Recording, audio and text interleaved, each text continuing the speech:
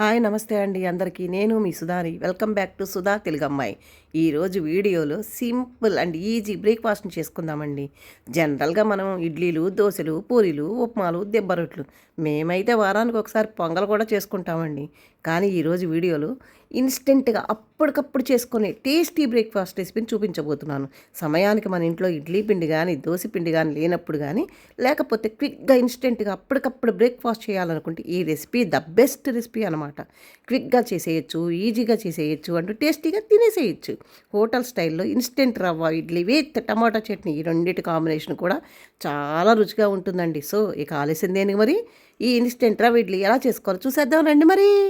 First దీని కాంబినేషన్గా టమాటా చట్నీని తయారు చేసుకుందామండి. దీనిలో కారపొడి, నెయ్యి కూడా వేసుకొని తినచ్చండి. ఇప్పుడు టమాటా చట్నీ కోసం మనం స్టవ్ పైన టేబుల్ స్పూన్ ఆయిల్ వేసుకోండి.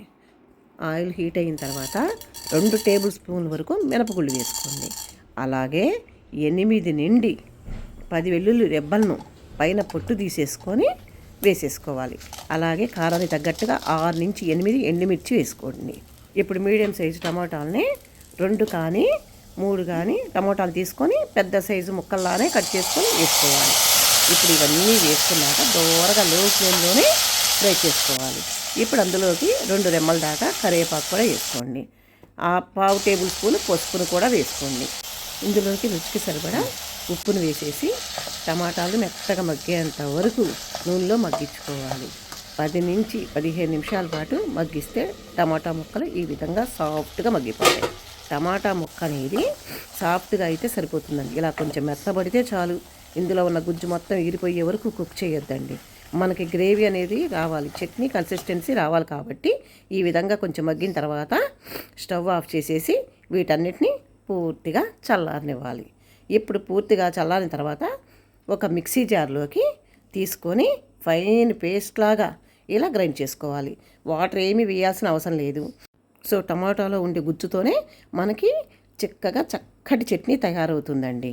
ఇప్పుడు ఇదంతా బౌల్లో తీసుకోవాలి. సో చట్నీ కన్సిస్టెన్సీ అనేది ఇలా ఉంటుంది. చట్నీని బౌల్లో తీసుకొని వేసిన తర్వాత తాలింపు పెట్టుకుంటే సరిపోతుందండి. ఆవాలు, జీలకర్ర, మినపప్పు, శనగపప్పు, కొద్దిగా కరివేపాకు, కొంచెం ఇంగు వేసి తాలింపు పెట్టుకొని ఆ తాలింపుని చట్నీలోకి ట్రాన్స్ఫర్ చేసుకోవాలి. ఇలా తయారు చేసుకున్న టమాటా చట్నీ 3 or 4 డేస్ వరకు ఫ్రిడ్జ్లో స్టోర్ చేసుకుంటే ఎప్పుడు కావాలంటే అప్పుడు సర్వ్ చేసుకోవచ్చండి. ఇప్పుడు ఈ చట్నీని పక్కన పెట్టేసుకుందాం. ఇప్పుడు రవ్వ ఇడ్లీ ప్రిపరేషన్ కోసం చూద్దారండి. రవ్వ ఇడ్లీ కోసం స్టవ్ పైన బాండీ పెట్టుకోండి. అందులోకి 1.5 టేబుల్ స్పూన్ దాకా ఆయిల్ వేసుకోవాలి. ఆయిల్ హీట్ అయిన తర్వాత 1 టేబుల్ స్పూన్ వరకు పచ్చిశనగపప్పు, 1 టేబుల్ స్పూన్ వరకు మినపప్పు, 1 టేబుల్ స్పూన్ ఆవాలు, 1 టేబుల్ స్పూన్ జీలకర్ర వేసి ఇవన్నీ కొంచెం ఫ్రై చేయండి. ఇవి కొంచెం వేగిన తర్వాత ఇందులోకి సన్నగా తరిగిన పచ్చిమిర్చి ముక్కలు, సన్నగా కట్ చేసి పెట్టుకున్న కరివేపాకు, ఒక పెద్ద క్యారెట్ని ఇలా కోరి వేస్తే చాలా రుచిగా ఉంటుంది. చిన్న చిన్న ముక్కలుగా వేసే బదులు క్యారెట్ కోరిస్తే టేస్ట్ చాలా బాగుంటుంది. ఇప్పుడు నెక్స్ట్ ఇవన్నీ ఆయిల్లో కొంచెం ఫ్రై చేసుకొని క్యారెట్ ముక్కలు కొంచెం సాఫ్ట్ కావాలి. సో అంతవరకు బాగా వేయించాలి. అలా వేయించుకున్న తర్వాత ఇందులోకి కొంచెం చిటికెడు పసుపు వేసుకోవాలి. ఈ పసుపు ఇడ్లీలు మరీ తెల్లగా లేకుండా కొంచెం కలర్ఫుల్గా ఉండటానికి కొంచెం పసుపు వేసుకోవాలండి. ఇప్పుడు ఇందులోకి 1 కప్పు దాకా బొంబాయి రవ్వ, అదేనండి సూజీ రవ్వ అంటారు కదా, ఆ రవ్వని యాడ్ చేసుకోండి. ఇలా బొంబాయి రవ్వను కూడా వేసిన తర్వాత లో ఫ్లేమ్లోనే దూరగా 5 నుంచి 10 నిమిషాల పాటు వేయించుకోవాలి. ఇలా కమ్మటి వాసన వచ్చేంత వరకు వేయించుకున్న తర్వాత స్టవ్ ఆఫ్ చేసి ఈ పక్కకు పెట్టేసేయండి. స్టవ్ మీద దించేసినాక బాగా చల్లారినాక ఈ మొత్తాన్ని ఒక బౌల్లోకి వేసేసుకోండి. ఇందులోకి బౌల్లోకి వేసేసుకున్నాక దీనికి మొత్తానికి సరిపడా సాల్ట్ని 1/2 టేబుల్ స్పూన్ దాకా వేసుకోండి. తర్వాత దీంట్లోకి వంట సోడా వేసుకోవాలి.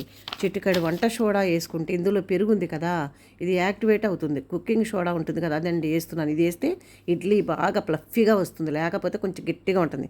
చాయిస్ కావాలంటే వేసుకోవచ్చు, లేకపోతే లేదు. అలాగే 2 టేబుల్ స్పూన్ దాకా సన్నగా కట్ చేసి పెట్టుకున్న కొత్తిమీర, మనం ఏ కప్పుతో అయితే రవ్వ తీసుకున్నామో అదే కప్పుతో 1 కప్పు దాకా పెరుగును వేసుకోవాలి. పెరుగును వేసిన తర్వాత ఇవన్నీ బాగా కలిసేటట్లుగా బాగా మిక్స్ చేయండి.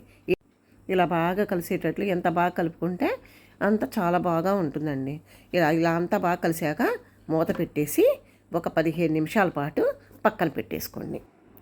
15 నిమిషాల తర్వాత ఇలా మూత తీసేసి చూస్తే పెరుగంతా కూడా చక్కగా రవ్వంతా అబ్జర్వ్ చేసుకొని కొంచెం గట్టిగా కన్సిస్టెన్సీ అనేది తయారవుతుందండి. నెక్స్ట్ మనం ఇడ్లీ బ్యాటర్ అయితే ఎలా తయారు చేసుకుంటామో అలాగే కన్సిస్టెన్సీ వచ్చేలాగా వాటర్ని తీసుకొని కన్సిస్టెన్సీని అడ్జస్ట్ చేసుకుంటూ వాటర్ పోసుకోవాలి. సో అలా ఇక్కడ చూపిస్తున్న విధంగా ఇలా ఈ కన్సిస్టెన్సీ అని ఇలా ఉంటే సరిపోతుందండి.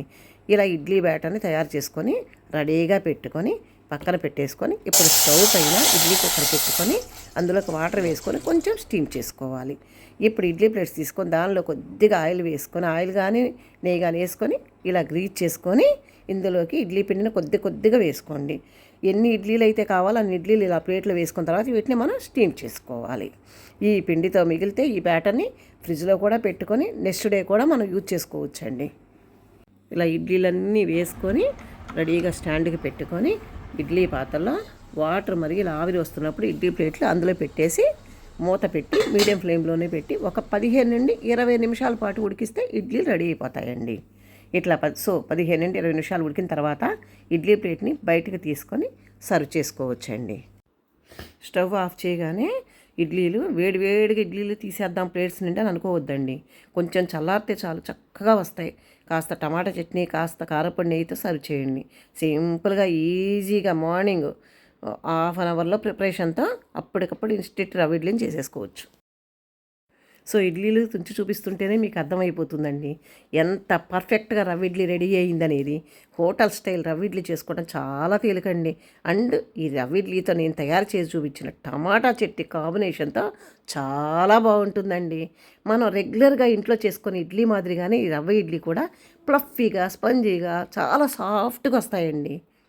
నెక్స్ట్ టైం రవ్వ ఇడ్లీ చేసేటప్పుడు నేను చెప్పిన ఈ కొలతల్లో ప్రాసెస్ చేసి చూడండి. టేస్టీ రవ్వ ఇడ్లీ ఇంట్లో ఇలానే చేసేసుకోవచ్చు. మీరు ఈ రవ్వ ఇడ్లీ ఇంట్లో ట్రై చేశాక మీకు ఎలా కుదిరింది అనేది నాకు కామెంట్ రూపంలో షేర్ చేసుకోండి. వీడియో నచ్చితే లైక్ చేయండి, మీ ఫ్రెండ్స్కి రిలేటివ్స్కి షేర్ చేయండి. ఫ్రెండ్స్ అందరు వీడియో చూస్తున్నారు కానీ లైక్ చేయట్లేదు అబ్బా, ప్లీజ్ లైక్ చేయండి. మరెన్నో టేస్టీ సింపుల్ రెసిపీస్ కోసం వెంటనే సుధా తెలుగమ్మాయి ఛానల్ సబ్స్క్రైబ్ చేసుకోండి. Thanks for watching. Bye bye.